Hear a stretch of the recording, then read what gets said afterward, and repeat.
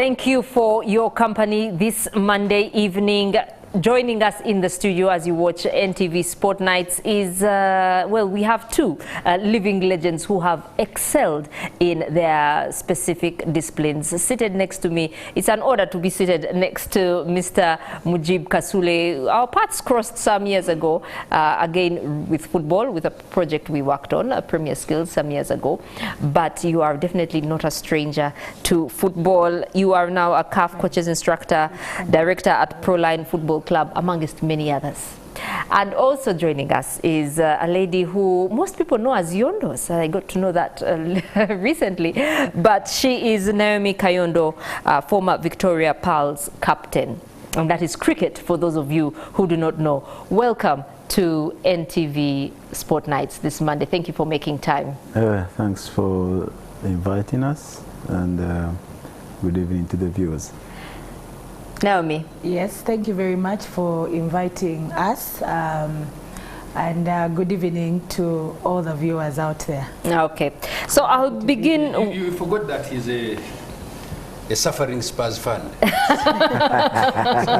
How am I suffering? I'm in top 4. Top 4. You wanted to know. What's happening to Man U? What about Aston Villa? Aston Villa is still there. Okay. But anyway, Mujib Kasule, you retired. We all know you from your playing days, but you have gone on to do so much, and you're still very much active. And I think you're probably busier now than you were when you were in active football as a player. So for you, what was the transition like as you made the transition from being an active footballer to the retirement, should I say retirement, or to the other side of playing? For me, my transition was quite easy because I planned it. I was one of the very few lucky ones who got opportunities. I had people throughout my career who guided me, who let me know that there will always be time after football, and that is the longest time. So as you're playing, you need to plan for it. Then I was fortunate that along my career I got an opportunity to go and play my sport in the US. Now these countries understand the life cycle of a sportsman. The before, during, and after, and they give the same amount of attention to all of them because they are all important. An athlete, when they are starting, when they are actually in it, and when they end, all those phases are important, not only to themselves but to the game itself, because we have the former players, then we have the current players, and we have the future players. Now all those three must be given the same attention. When I was in the US, I learned about it. So what do you do while you are playing to prepare for the future? 2, as you are playing, you are contributing to the game. But what will you contribute, and how will you contribute after the game? So you prepare for all that. So for me, I was lucky that I was taken through that kind of schooling, and I knew and I planned my pathway. When I was doing my education in the US, at college, I started to do my coaching courses because I wanted to be a coach. I wanted to own a football club. This was my dream. So I started to work on it piece at piece. And as I worked on it, of course, the most important aspect of us, the footballers, especially us that come from this side of the continent, is the education. Extremely important. Because once you have an education, the other things kind of fall in place. You can plan, you can organize, you can strategize, you can communicate. So after my education in the US, I came back here and continued to play for KCCA. I also played for Uganda Cranes. And I didn't like the way the game was going, because after playing in the US, where they are very organized, the planning is good, the facilities, the passion, and everything that goes with the game. When I came back here, none was existent. There was no youth football in the country.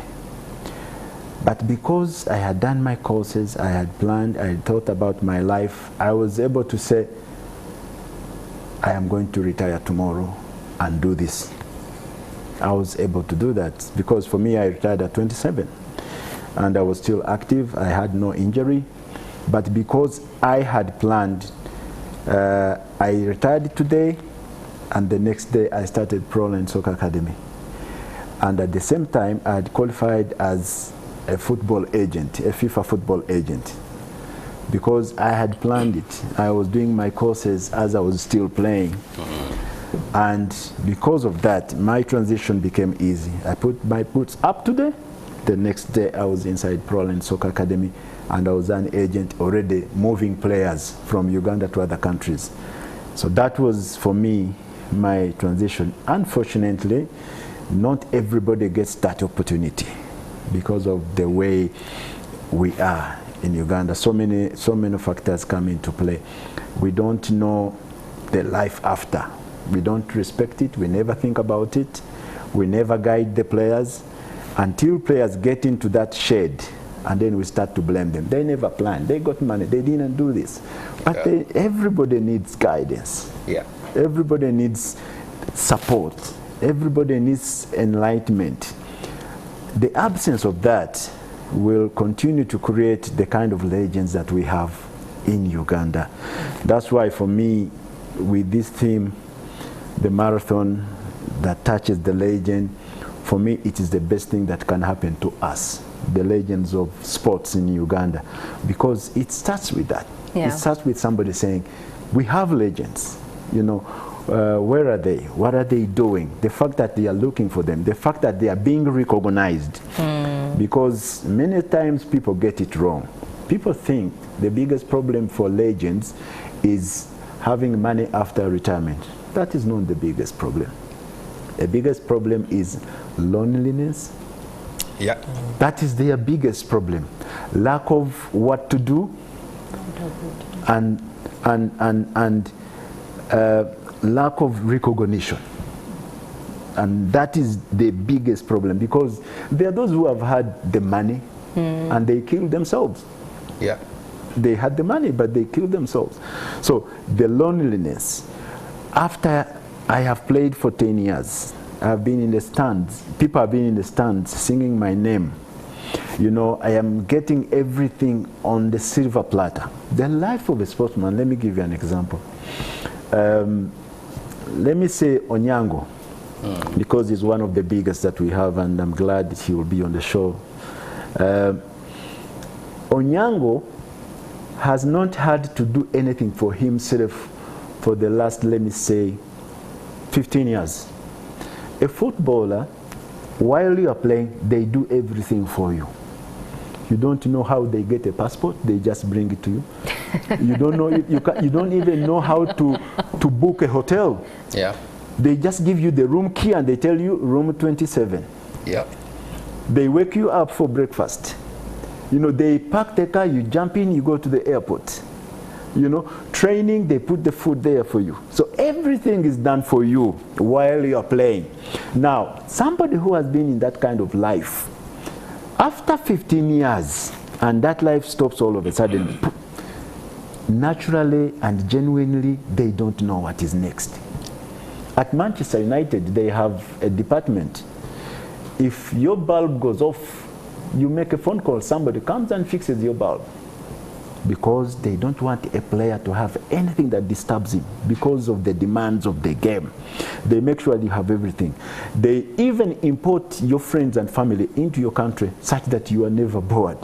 So that is the treatment you get. Now, after your life as a footballer stops, as an athlete stops, then the question, what next? What next? What do I wake up to? That thing that what do I wake up to go and do? Yeah. Already becomes a problem, and the problems start there. Okay, I'll talk to Naomi here. I forgot to add that you are a registered valuer and also the director of Little Stamps Academy. Okay, so are you in the process of transitioning? Have you transitioned? Because last time you were on the show, you didn't quite say. You had been absent for a while, and we asked you, and you kept quiet. But we are glad to see you. So do tell. Thank you, Mabel. It's quite interesting that that's the first question. I was hoping that it would probably be the last. But anyway, so I am in that phase. I am actually in that phase where my active playing days are getting behind me. But as an individual, I think one of the things that Mujib has talked about is the recognition. I am still in a stage where I am desiring to get an opportunity to officially retire. He's very fortunate that, you know, that came up for him. And as an individual, because of the attachment I have to the sport of cricket, and for the length of time that I have played, I am still searching or seeking or desiring for an opportunity to retire in national colors. That aside, it will soon be, I'll be on the other side, but I have already started to move into the life of the other side. Yeah. One of the things that he has talked about that I'm also doing is running an academy, yeah, because it keeps me engaged in the sport. I think I've also been doing courses. I finished SSC and ASMAC last year.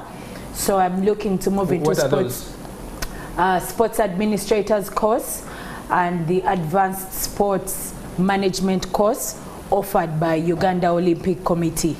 So I have done those. I have also done some mentorship programs with the ICC, especially in line of coaching. So I'm setting myself up for the life after retirement. And we're working with the academy so that the skills and the experience that I have been able to acquire over time, I am able to pass on that to the youngsters at Little Stamps Academy. So that's the stage that I am in, and I will still say it out there, I am still desiring to have an opportunity to retire. The other countries that we look up to, like England, India, Australia. Okay, my favorite team is England. After Uganda, I support England. Does Mahendra Dhoni know that?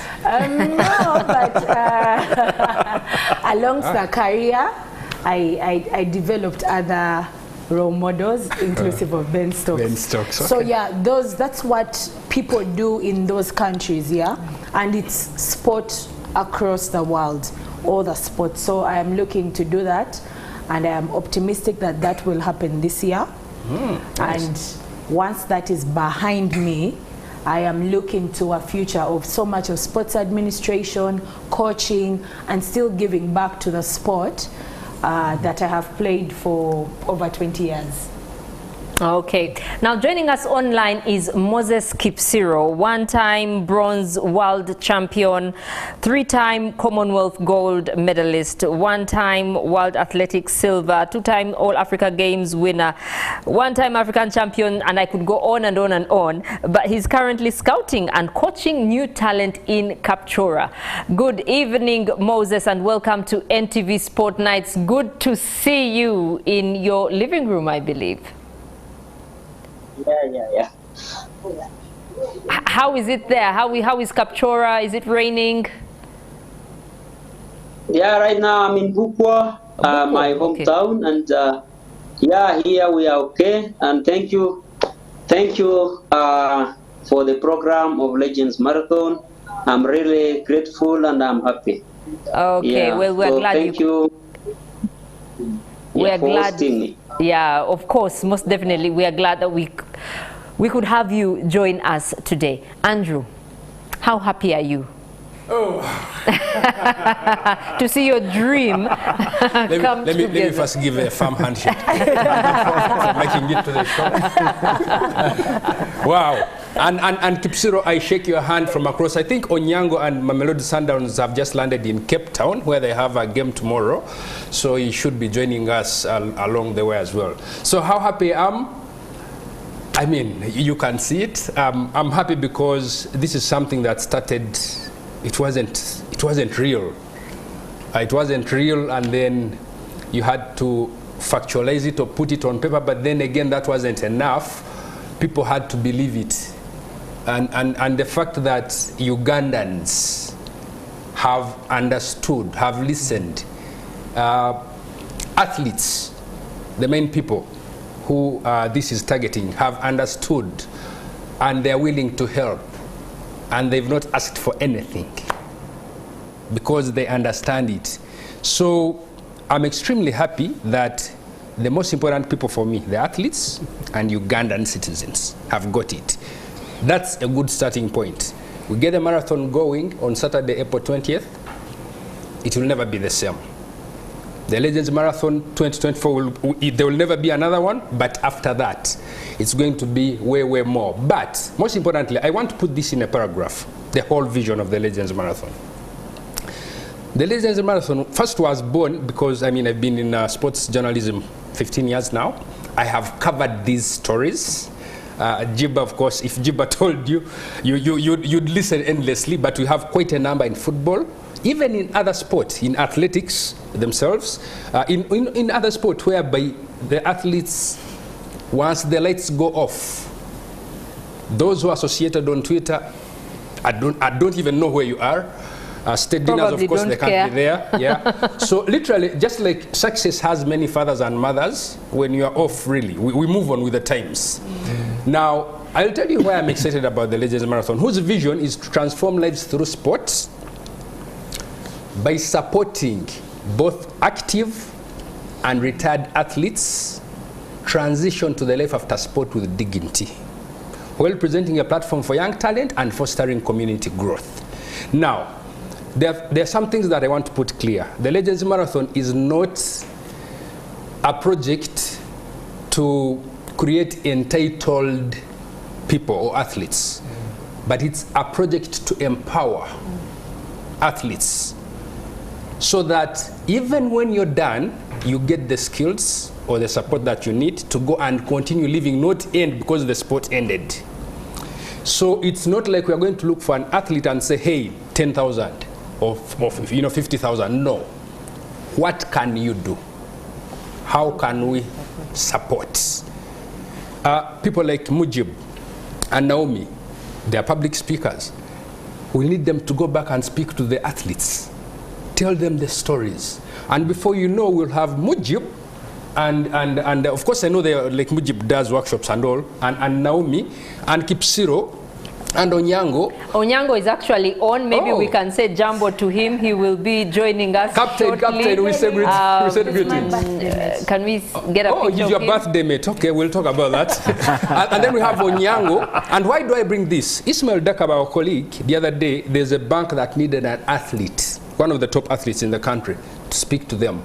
But the athlete went AWOL on the eve, and they had already prepared everything. And these are the things. So we have more people, say Mujib, Kipsiro, Cheptegei, Onyango. Okay, then Onyango is on screen now. There you go. Captain, we say hi. Thank you for being on. So we have the Onyangos invited to speak at corporate events, sharing their life stories. So we need to keep these people who have represented us relevant to us, to the sport, to their families, to the economy. Okay. We have Mr. Onyango, Dennis Onyango, who I don't want to say does not need any introduction, but let me just go through some of his accolades. It's a long list. CAF goalkeeper of the decade in 2022, played at the 2016 FIFA Club World Cup, played at AFCON 2017, and then Africa's best 11 in 2016, 2017, 2018, 10 times PSL champion, 1-time CAF Super Cup, 2 Telecom Cups, 2 Nedbank Cups, 1 MTN Is it one? There are so many. Yeah. There are so Just say he's the most decorated footballer in the history of South African football. Most And Uganda, decorated yeah. footballer in the history of South African football. Well, Dennis Onyango, thank you for joining us, and we believe you have just landed in Cape Town, according to Clive and according to Andrew. Yes. So, yeah, good evening, and how is your day? How was the flight? Good evening to you, good evening to the panelists, and good evening to all Ugandans. And of course, sorry for being late. It's been a hectic day, a little bit of a challenge because there's a little bit of weather conditions that are not so good in Cape Town. So we took a little bit of a challenge to land in Cape Town, so much wind. And of course, there's a few things that I had to do with the club, finding supporters at the airport and also giving them time, video analysis and all that, but I'm happy that I've joined the crew. Okay, good to have you. Mujib, I don't know if you heard what Mujib said about you earlier, that, well, not you in particular, but generally speaking, that athletes, a lot is done for you. So I'm sure you get to the airport and you don't even have to look for your baggage. Someone gets it for you, you know, your hotel room, they just give you a key card and say, this is your room 27, breakfast is served, you know, they wake you up. I'm even surprised about that. So we're talking about transitioning, and of course you're still an active player. Are you thinking about transitioning, or how much have you thought about transitioning? Yeah, of course. It's a very huge topic, and for me, I think it's very important for the future stars, athletes, to think about life, their career, as early as possible, because it must come to an end. In whatever you do, it must come to an end, and you must know what to do after your playing time, your running time, your rugby time, your netball or football time. So it's very, very important for our youngsters to understand that at the end of the day, your body will tell you, I'm done. And what you do after that, it's what you plan for when you're still active. And I think a lot of our youngsters have not got to that point where they think about it. Sometimes we forget that we must stop.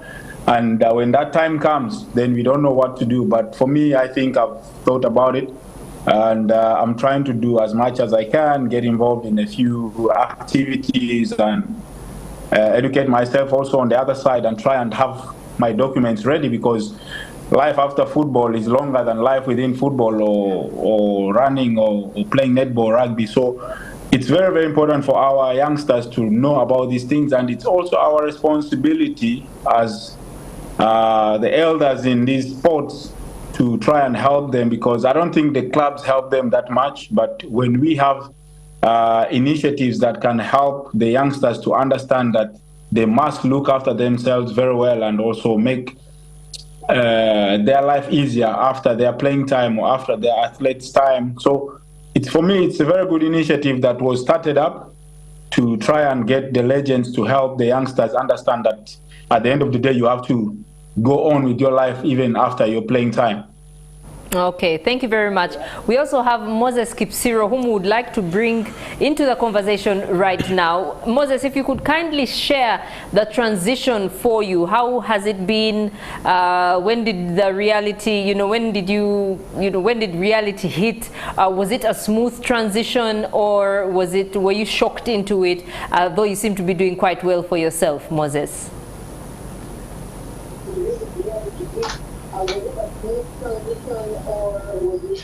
Yeah, thank you, Nepo, and I will really say that, yeah, my life in athletics, it was a bit of a challenge.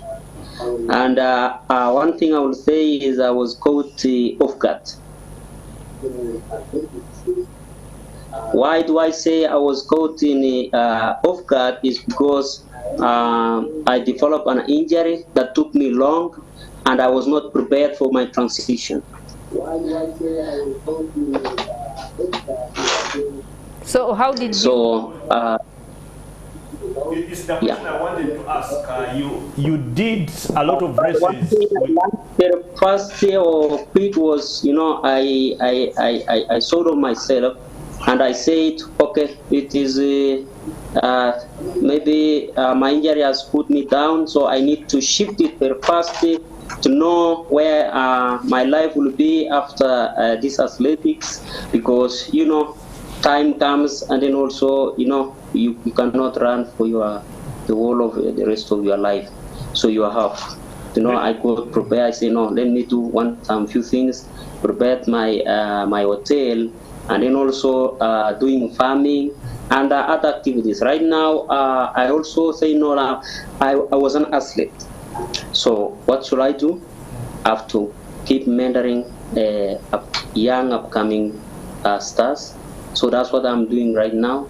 So I formed the Kipsiro Moses Foundation. So that's what I'm doing right now in Bukwa.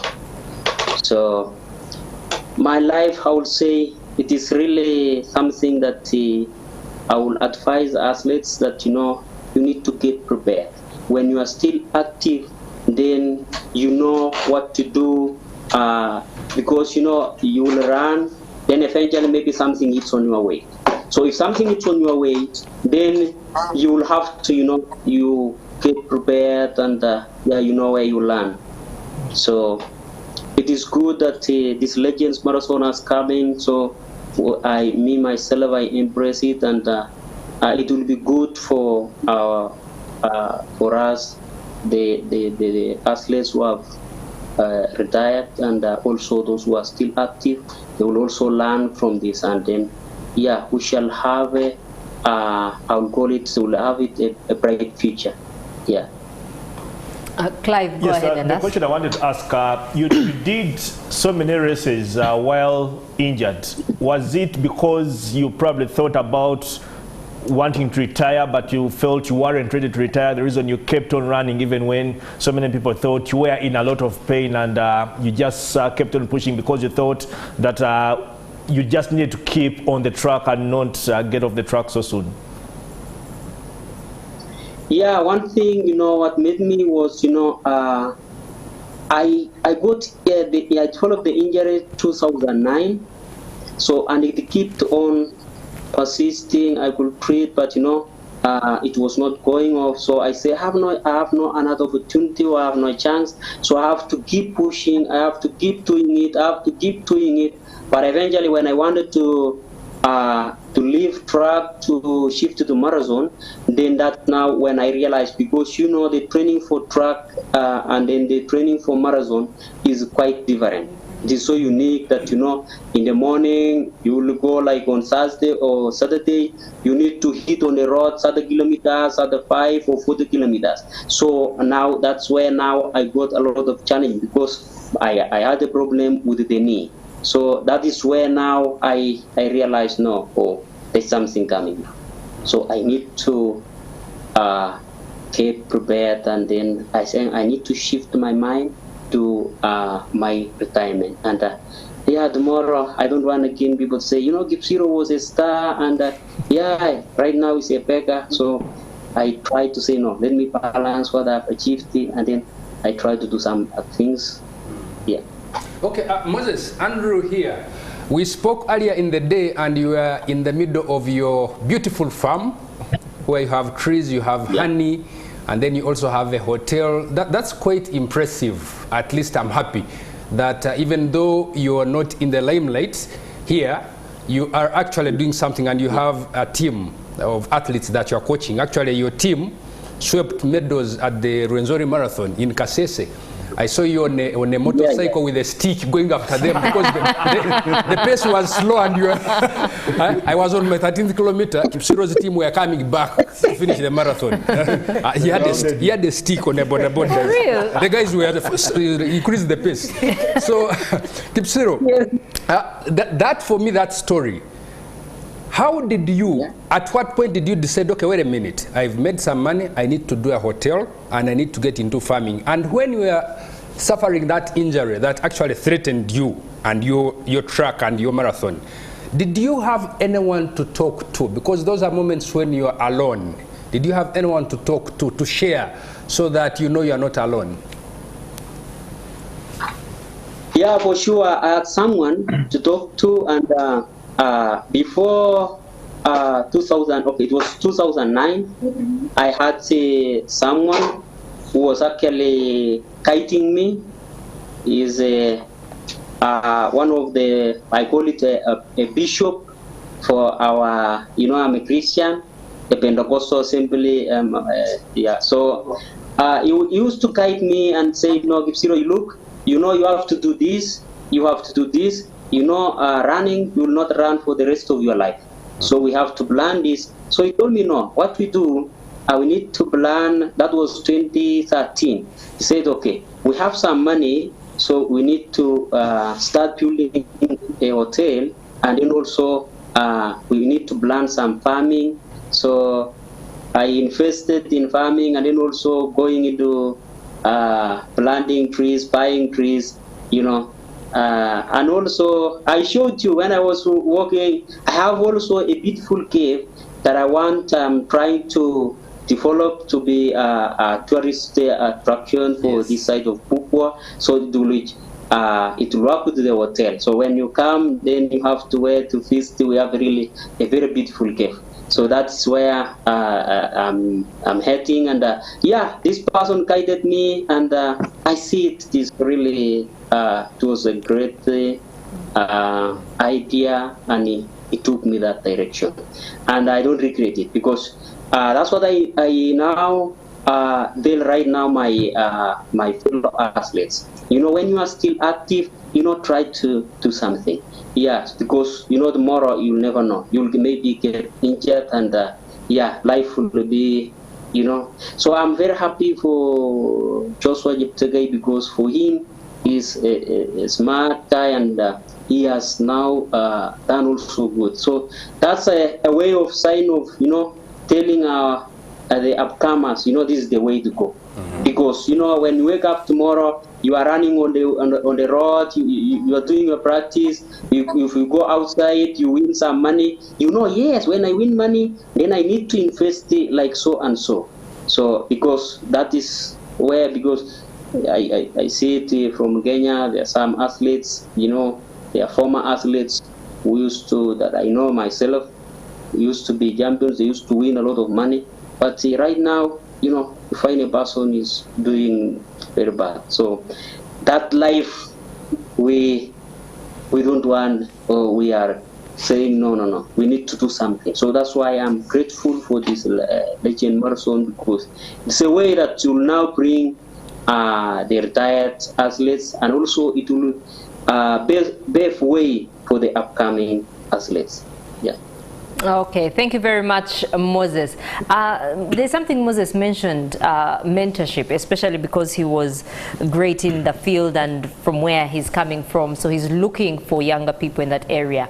Naomi, who is mentoring you? Is someone mentoring you, and are you mentoring others? Good question. I will start with who I'm mentoring, yeah?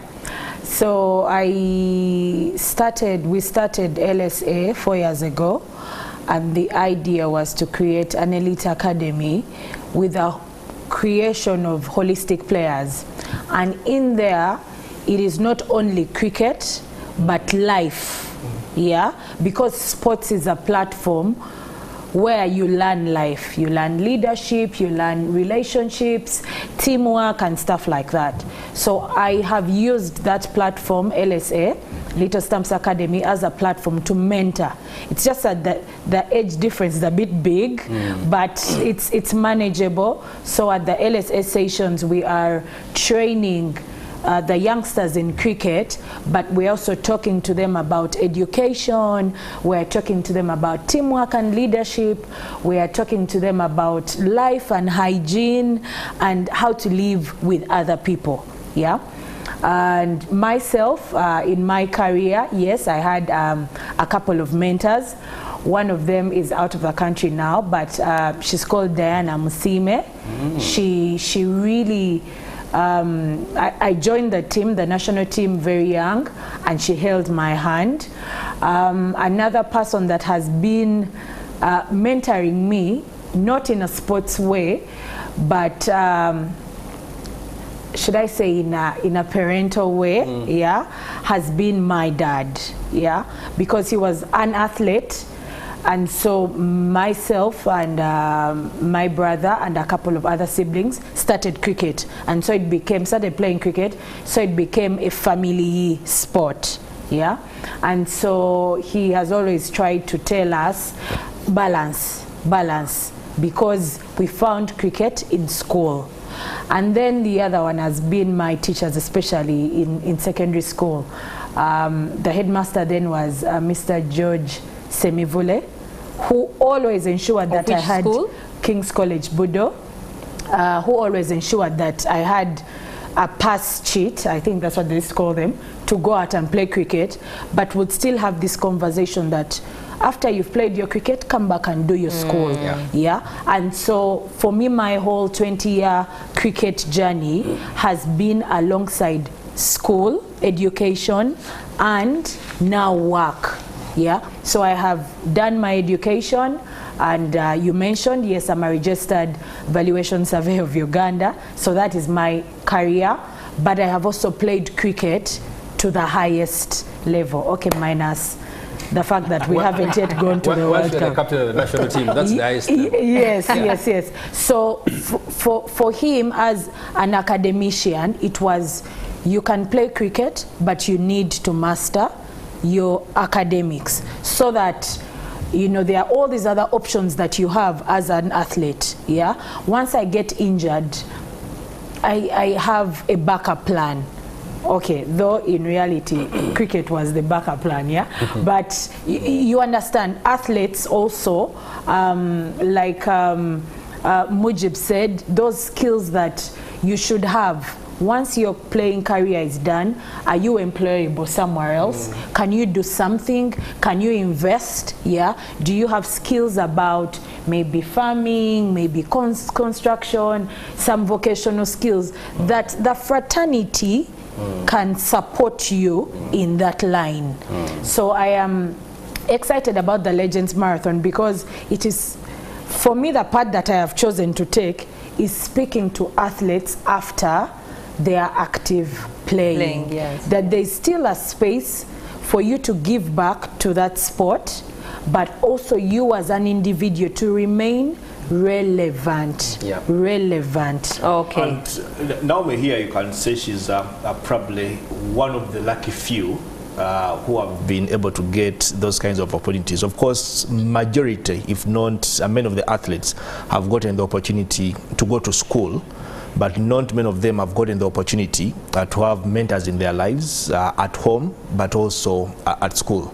Probably what Ajiba forgot to tell us in his submission, when he got the opportunity to go to the US, he also helped many of his peers or colleagues to go to the US. First of all, to play football, get an education. And if you look around, majority of them, they are not really doing bad. So you can say that their life after football or their life after sport was well planned because of the kind of system that they were exposed to. But also, he has examples, because he told you immediately retired, he started an academy. The following day. Exactly. And there are so many athletes, or footballers in this case, who have probably gone through his hands, even elsewhere, but they have not been able to probably get the kind of opportunity Naomi and people like her have got. And it is interesting because today I'm a big fan of a YouTube channel called Uganda Fan TV. It's interesting that most of them are hosted on these talk shows, and they try to share their stories. And they will always tell you the things that Mujib and the people at Proline tried to do for them to make them better human beings off the football pitch. But because at the time probably it didn't make sense, but it is making sense now.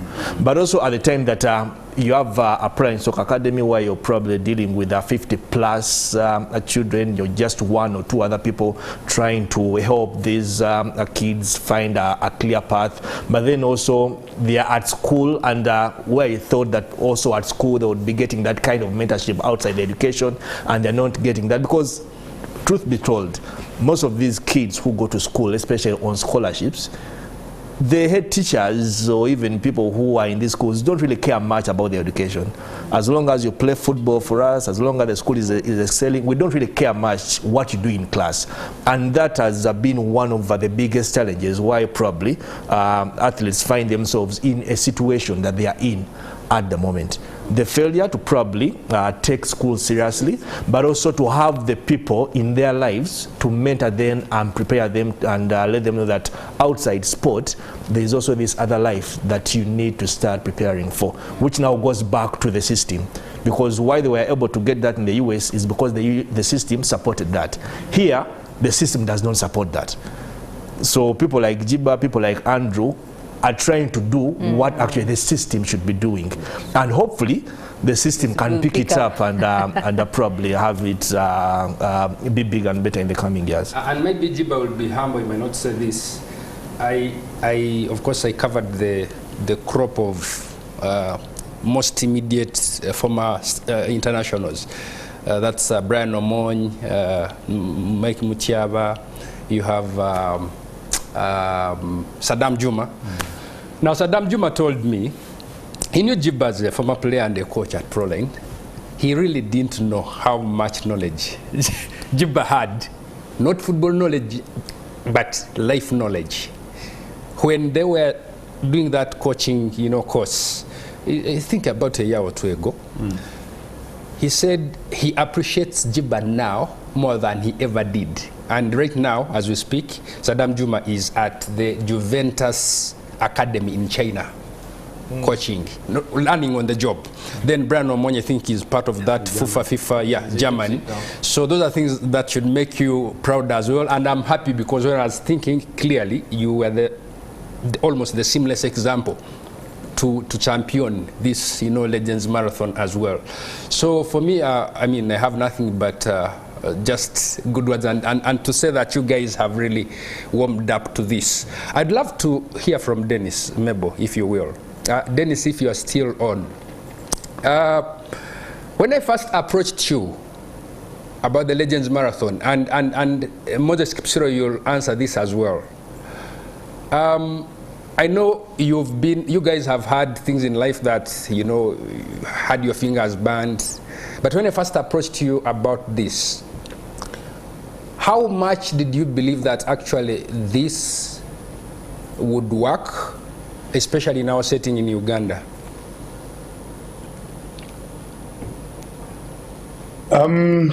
Yeah, I'm still here. Can you still hear me? Yes, we can. Yeah, well, for me, first of all, I love the idea from Andrew, because normally people forget the athletes when they retire, and it's very good for the athletes to be brought back, like now in the Legends Marathon, and of course to share the knowledge of what they went through with the new generation of athletes, and of course to meet new people and also to feel appreciated, because sometimes in our country, people like athletes, they don't get appreciated as much as they should be. And of course, some people go into depression and all sort of things, because life after your playing career or your running career, when it's done, people forget about you. And for me, it was a very good thing for me to be part of it. And of course, I also get a chance to meet the likes of Kipsiro. I used to see him on TV also, regardless of us being Ugandans, all of us. But there's nothing that brought us together like the Legends Marathon, because now you get footballers, cricketers, boxers, athletes, and all of them running in this thing and sharing their knowledge and idea of how life is when you are still active and also when you are retired. So for me, it was a very, very good idea. And I know it's not easy. For a start, it's not easy because people don't give so many chances to athletes, because they only like you when you're still active, but when you're retired, they tend to give you the blind eye, and I've seen it with a lot of former players, former athletes, and of course, the society must also accept us, because it's not easy to retire and of course to run the same way you were running your normal life when you were still active. Of course, the challenges are that now you're not getting the normal income that used to come in, and you need to change your lifestyle a little bit. But as Kipsiro said, that he managed to build a hotel, get a farm, and all that to keep him running, because, as I said earlier, that there's life even after your playing time, and it's probably longer than your playing time. So if we get to know all that and get to pass it on to the next generation, so that they do not make the same mistakes that probably we made or our previous elders made when they were still active, it will make it easy for athletes to have a better career or manage their lives better when they are still active. And for me, it's a very good initiative. And unfortunately, I don't think I can make it, but to the Legends Marathon, because we have a Champions League semi-final away in Tunisia. But I will be very much interested to maybe wear bib or something to be part of it. But I really love the idea, and I didn't tell you earlier on that actually Mujib Kasule was one of the guys who wanted to take me to the US to play football, but at the same time do my studies. But I was really taken away by the fact that I need to play football with Coach Micho and all those people. But for me, I really appreciate him for what he did for me to give me the opportunity to go play football and study in the US. And he took a lot of players there, like the likes of Kabeta, the likes of Nsereko Steven and all the Samadu Mutumba. So he did a huge job for Ugandan athletes or footballers to make them aware that you can use football or sports to also go to school and educate yourself and make a life better for yourself in the future. So for me, kudos to him, and of course for him still being part of football and having the academy, the Proline Academy. It has developed a lot of footballers, and you know, people forget that there's a lot of youngsters who are maybe from Naguru who used to play for Proline, and he changed their lives, and that's what sports can do for the young generation. And sometimes sports is a reflection to the society, and it helps a lot of young ones to move away from all these bad ideas they can do or bad things they can do outside of their lives. So for me,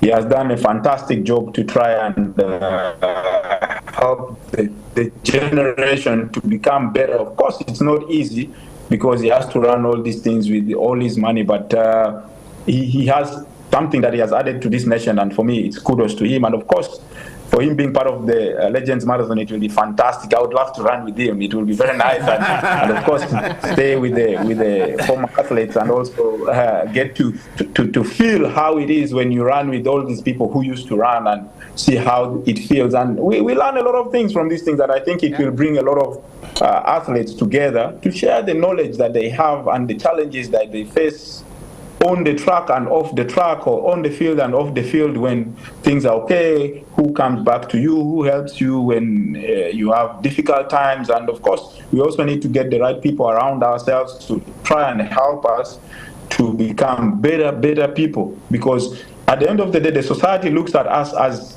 superstars or stars of the nation, but we also need to be exemplary to them, and that's the best thing. And of course, I think companies should use more of the athletes to try and speak to their workers and bring them together, because normally sports it's a team thing. It's a team thing that can be spoken to the society and companies to make sure that they learn one or two things from the athletes to make sure that it's not done alone. You need a team to do it, and I think that's what the Legends Marathon has brought us together as footballers, cricketers, rugby players, athletes, to run and share all the knowledge and get to know each other and help each other in future.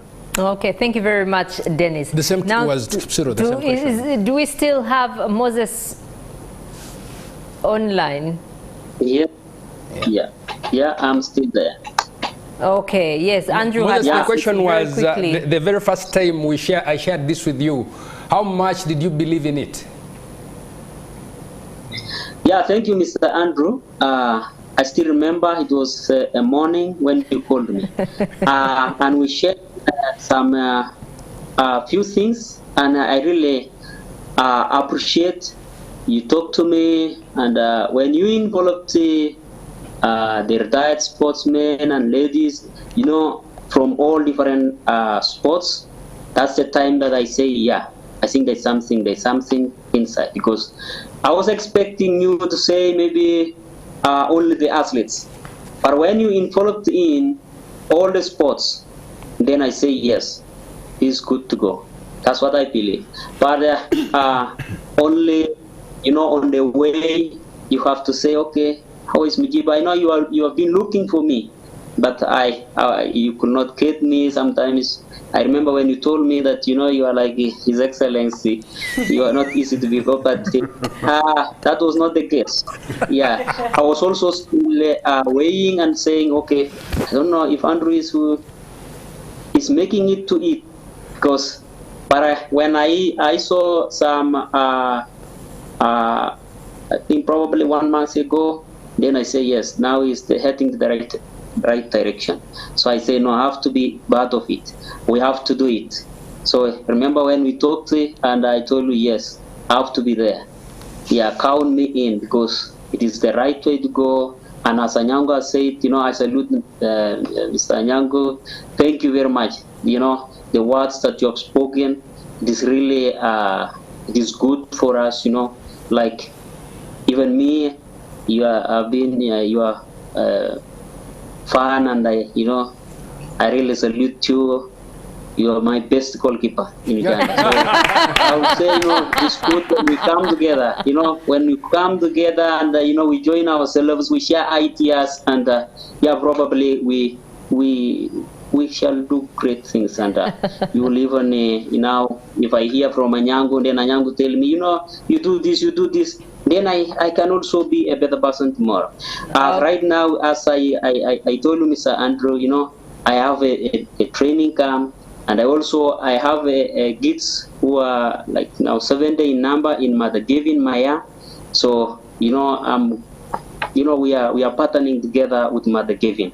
So, and really, we are trying to help our people, and we help ourselves. So it is really good. And right now, as you spoke to Solomon is mentoring Solomon, and he's still active and he's doing great. So we are moving in, and really Legends Marathon is the way to go to me. And as I told you at first, that let's make it here at home. Then if we grow it, then we invite other countries, so that, you know, it takes us to another level. Because it's not only something that will end in Uganda, but we want it to grow globally. Thank you very much. And I think, Mr. Onyango, you can also run virtually. You asked for your kids. So, but Mujib, before we go into a break, how do you feel when almost everyone is referring to you and all the people you've helped? And you know, as an individual, do you feel accomplished, or do you still feel there's a lot more to do? Do you feel you have arrived? No, for me, from my home background, I know that first of all, having more is not a privilege, it's a responsibility. Wow. And having more doesn't speak to having material or money or anything, but if you have the knowledge, if you have made it, if you have access, if you have connections, if you have gone on to achieve, now it's your responsibility to share the knowledge, to share your experience, to share your life, to make sure that there is a multiple effect on other people. Already from this interaction, the people who are watching, even us who are involved, we are motivated. When you hear what Kipsura is doing, when you see what Onyango has been doing over the last 10 years, it's unbelievable. We have so much capacity as Ugandan athletes, especially the legends, especially those who have played. Like Clive was saying, many of us, 90% of our peers are struggling. But the 10% that are doing well can have a multiplier effect on the others. If we are guided, if we are given a platform, if we have we are brought together to get ideas, and also to be sensitized that one person can develop the other. I'll give you an example. We have in Proline, we have an association of the Proline legends, the people who have played for Proline. They are now an association, they are registered, they have their own leadership. Our motto as Proline, we say we are one blood. Proline is a family. And we've always said that whoever goes through, give a hand to somebody below you, within the family. And we have started so many initiatives. In the last 4 years, we have managed to, the legends themselves have managed to help others. Those who are in the diaspora have gotten scholarship for their friends, have gotten even citizenship for their friends, you know, just by advising. There's a green card lottery going on. Can you apply? So far, 2 have applied and they have gotten it in the last 2 years. So those now have joined on the other side. There is one now who is about to get a scholarship, but they are helping themselves. And this is what platforms mean. So for me, first of all, the marathon is the first of its kind, because like Onyango and Kipsoro were saying, it is the first time all different athletes from different disciplines have been brought together. Yeah. You see, I have played the game to the top, but I have never met Kipsoro. I have not met the boxers, Lusambia. This is my first time to meet Naomi Kayode, the former captain, but I have read about it. But when you left us downstairs, we had a discussion of how both of us can improve what we are doing, you know, getting ideas. So this is what the legends need, the platform that brings them back to light. Because Onyango said that once you're done, when the lights off, for an athlete in Uganda, the lights are really off. Yet you're supposed to switch this off and switch this one on. But how you get to know that now this will have to go off, then I like this one. This is where we need the help. First, we ourselves can help our peers before we go outside to look for companies, to look for this, because now Kipsoro said he has 70, he's guiding. Yeah. Some of those who retired, if he explains to you, some of them are working in his hotel. Yeah. Some of them he's working with in the farm. You see, when Onyango is in town, everybody who moves around, everybody who works for him is a former footballer. He's already employing those he played with and those that played way after him. So we can help each other, but us also need to be helped. I'll give you an example. In Nigeria now, Nigeria, Senegal, Cameroon, every player that retires, the first thing they do, because they have learned it in a place where the systems are working, the first thing they do is start a foundation. So you have a Kanu Foundation, you have a Patrick Vieira Foundation, you have ACN Foundation, and now these foundations, what they do is that they go on and develop other athletes in that discipline where this player comes from.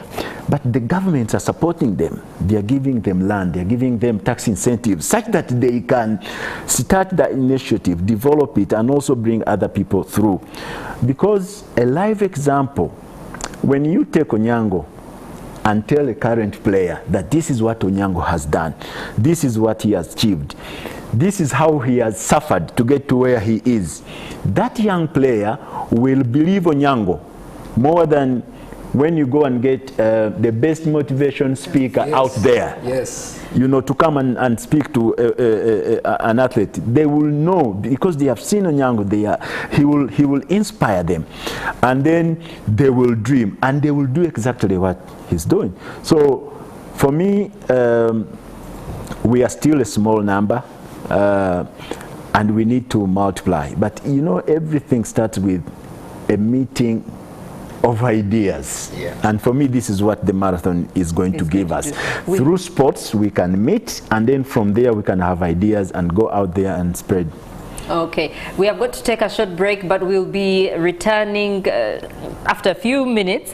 Just to say that online we have Norman, who is watching from Amsterdam. We have Evans, who is watching from South Africa, Cape Town. We have Kripio, who is watching from Bushenyi. Someone, Benson, is watching from Kololo. But thank you all, and I can see all the comments. We might get to read some when we... Okay, Andrew, I don't know if you have your phone ready, but you're still watching NTV Sport Nights. We asked you about John Akibua. I think arguably he does belong to the Uganda GOATs, I think. You know, the greatest of all time, winning the first gold. I think it was 1972 Munich for 110 hurdles. It was the 400 meters. 400 meters. Okay, yeah, so online we are asking, are the lessons from John Akibua's life still relevant today? Andrew, what are people saying online? Before you read what people are saying, I just said one thing about Akibua, which for me just wraps it. Others might have more medals than him today. But John Akibua's story on and off the pitch carries some unquantifiable weight. Everything after him was a reference to him. So that's my take on Akibua. So I'll read the takes of other people. We have Ocho Ron, who says he has been emulated enough, or has Ugandan athletes strived after his pioneer? Okay, he's asking a question. Then we have Josh Omwagi who says, with all the stories we keep hearing about this man, he's surely goated, having triumphed against all odds. Then we have Danny Nyeko, who says his legacy transcends on and off the pitch. He became the first African 400-meter hurdler to win an Olympic gold in Munich, and a true GOAT. Determination, hard work, and perseverance, especially given the political situation at the time. Then we have Last King of Bulago says the answer is here, and he just puts a link of the John Akibua story on YouTube, which is about 1 hour and 20 something. You need to watch it. It's very good. Hamcheka says GOAT. Banji says you can have a better gold. Okay, this one has brought goal difference of Chelsea. Black King says 17 years ago, when I was in P6, our SST teacher at Namliango Junior used to tell us how great Akibua was. And upon him winning gold at Olympics, Amin gave him a car, letting his name Akibua. Definitely a GOAT. Liamuremie Sam says he was an incredible athlete, and he will continue to be a role model to young athletes. Much respect to him. Lastly, the first Muganda says GOAT because no one in the worldwide, no one has beaten his record up to now. Okay. Maybe Jiba has a word or two about it. Oh yeah, for me Akibua is the GOAT because he broke the barriers during times when it was extremely difficult. He did not only shock the Ugandans, but the entire world. Yeah. And since that day, the people from the West have been coming here in Uganda trying to trace the story and trying to trace the next Akibua. And Ugandans that went for Olympics and everywhere they went, they were riding on Akibua's name. Even before us starting to win the medals like we've started to do in recent times, those that went there, they kept asking, do you know Akibua? How great is Akibua? You know, and that gave Uganda, you know, the pedigree of sorts. And he did it under very difficult circumstances. The way he trained, how he trained, he did not have the real hurdles.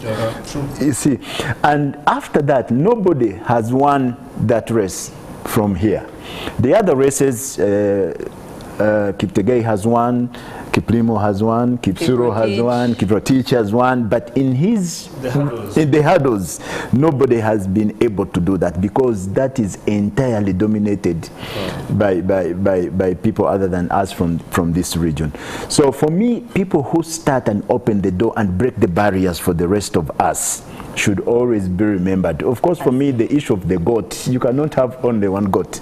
Yeah. you know, but that one is the most respected goat that welcomes all the rest that joins the class. Okay. Yeah, people only talk about the Olympic medal he won in Munich, and we don't really rub it in that at one time he was a world record holder in the same race, and a year later was actually an African champion at the All Africa Games. That was in Lagos before winning silver in 1978, and I think at the time it was done and dusted.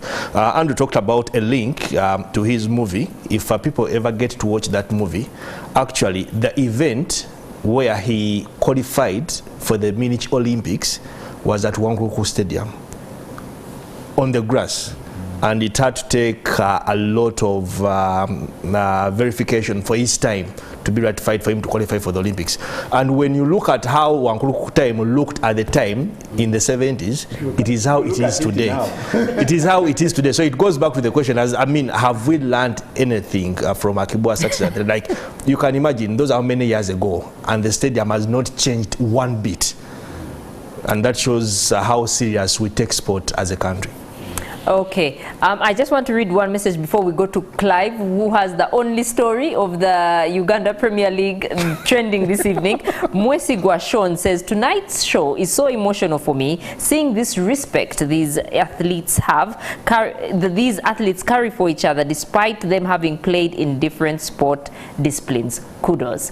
So, Clive, yes, what happened to Livingstone Mbabazi? Was it was a known secret, an open secret? It was an open secret that his time with Vipers was always going to be short-lived. Okay, sorry, I'm told we have Moses talk about the goat, John Akibua. Oh, yes, apologies for that, Moses.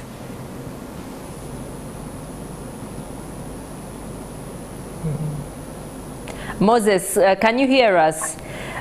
We would like your contribution to the discussion about John Akibua. Yeah, really, what I can say with John Akibua was a great athlete, and you know, he made history in Uganda. You know, winning an Olympic medal with a world record, it is something that is not easy. And you know, as we have said, that during difficult times, you know, the government was not, you know, a lot of challenges. So, to me, I really salute John Akibua, and I say that, you know, he's the one who paved all the paved the way for athletics in Uganda. So, really, I honor him, and yeah, may his soul rest in peace, because he showed us the way.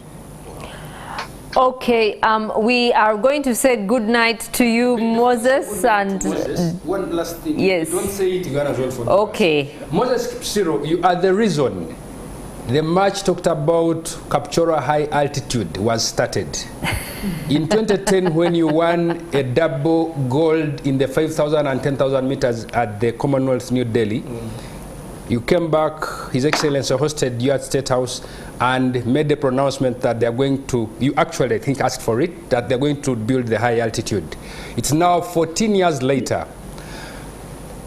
How impressed or happy are you? It is really a long time, this 14 years. So now, even when my friend talked about, you may forgive me for the name, about Wangulukuku. You know, that's when I was studying in Standard High, that's where I used to train. You really, you know, that's Wangulukuku was a good stadium. Yeah, but to me, yeah, you know, like, we need to improve our fields, you know, when as we sportsmen and the government also should, you know, work on it. Because if now it was, you say that 14 years. How many years now? 1970, what? 1972, something like that. Oh, yes. Up to today, yes. 2002, 2003, 2004, I was training there in Wangulukuku. And you know, it was in bad state. So that's what now I want now to bring it to high altitude. High altitude you know, they say they are working on phase 1, phase 2.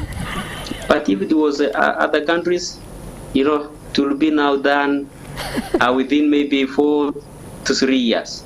Yeah. But I think really our government should come in and then, you know, intervene it and invest in sports. It is indeed recognize painful. Religions, yeah. We do feel your pain, and hopefully the authorities are listening and watching, and we'll also feel the pain of Ugandans in general. Well, thank you very much, Moses and Dennis. We are going to let you go. Dennis, I know you had a flight earlier, and Moses, we'll let you have an early morning tomorrow to go to your farm and train the people you're training. But thank you so much. Yeah, tomorrow morning I have training with my athletes in the field. So we have some speed work there, so I have to wake up in the morning and go with them, and then I train them. So I appreciate Andrew, everyone there. You know, I really say thank you very much. Thank you for hosting me. I'm grateful, and I wish you good night. Mr. Nyango, I salute you. I wish you all well for your games coming up. So really, thank you very much. I really salute you, and I wish you the best. Thank you, okay, and have a good night. Dennis, good night. Bye, I don't bye. know if we can also hear you say good night to us. All right.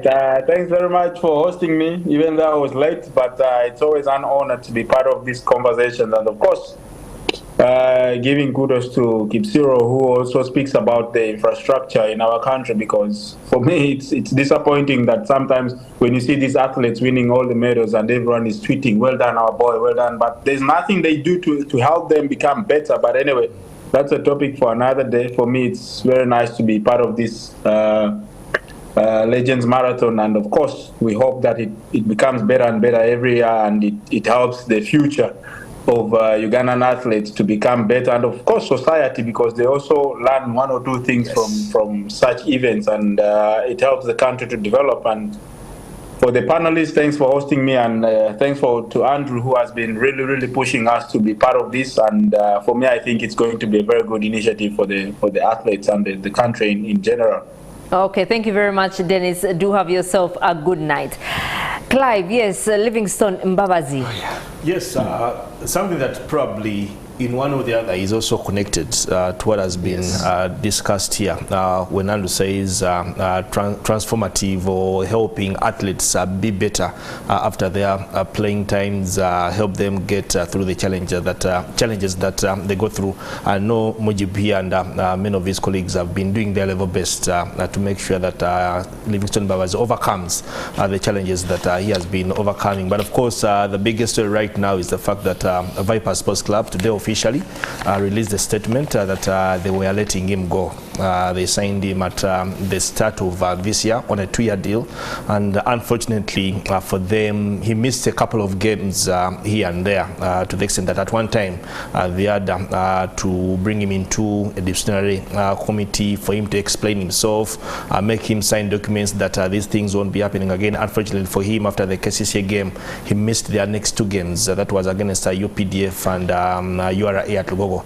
Today they came out with a statement confirming that he won't be part of their technical team, and Richard Waswa, together with Fred Muhumuza, who they did unveil yesterday, will be taking the reins until the end of the season. And of course, this came at a time when they are taking on Sports Club Vida tomorrow at the Mtesa 2 Stadium in Wankurukuku. A game both teams badly want to win to probably keep their chances of winning the title alive.